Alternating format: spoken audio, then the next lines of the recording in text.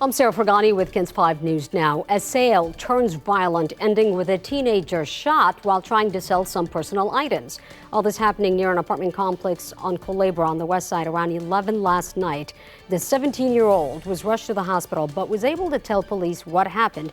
He said he was meeting someone to sell some clothes and shoes when a person walked up to him, robbed him, and shot him in the leg.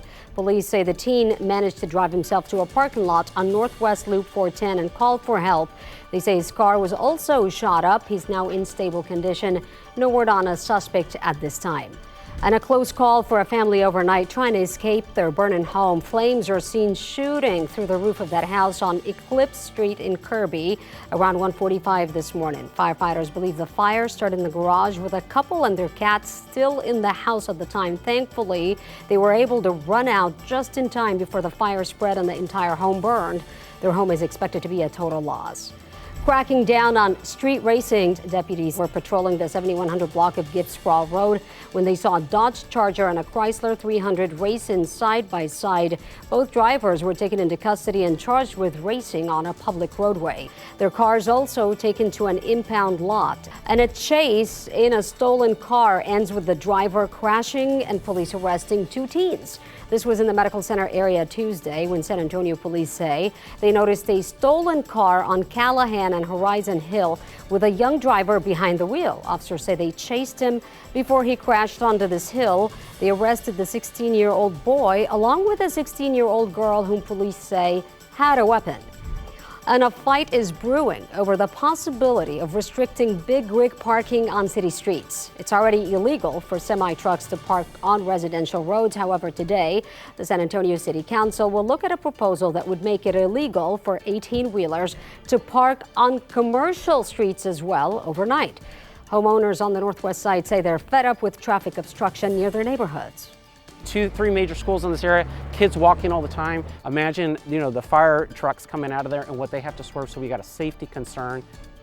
The Texas Trucking Association is asking San Antonio to pump the brakes on the plan. At a recent Public Safety Committee meeting, trucking advocates argued there's simply not enough commercial parking in San Antonio. City staff identified 8 privately owned lots that would need to accommodate thousands of semis if that ban goes into effect. 5 months after he was arrested for DWI, San Antonio District 10 Councilman Mark White makes his first court appearance. Got to let the legal process play out, and then we're going to see where we are at the end of this. But I'm never going to shy away from it. This is what it is, and I have to deal with it now. It was a quick affair. The main event, prosecutors asked for more time to review the evidence against the councilman. White has denied he was intoxicated, but said he's prepared to face the consequences. And if convicted, White could see up to 6 months in jail and or a fine of up to $2,000. His license could also be suspended for 2 years. A small plane crash lands in a Northside neighborhood, leaving residents in shock. This is video of the actual plane in the middle of the neighborhood Tuesday afternoon, just past the Twin Oaks Airport. The owners of the privately owned airport said the plane's brakes stopped working, causing the crash on Heimer Road. The pilot and passenger on board were not hurt, but homeowners are shaken up. I have school-age children, and we would be walking down that road when it happened, but luckily we stopped at the library. The NTSB is now investigating and says the pilot involved in the crash has more than 30 years of flying experience. A warning from federal officials ahead of Pride Month in June. The FBI warns foreign terrorist organizations and their supporters may target LGBTQ plus events and venues. The Department of Homeland Security said there's a heightened risk for violence compounded by what they call the current heightened threat in the U.S. and other Western countries. They highlighted June 12th, which is the 8th anniversary of the Pulse nightclub shooting in Orlando that killed 49 people and wounded 53 others.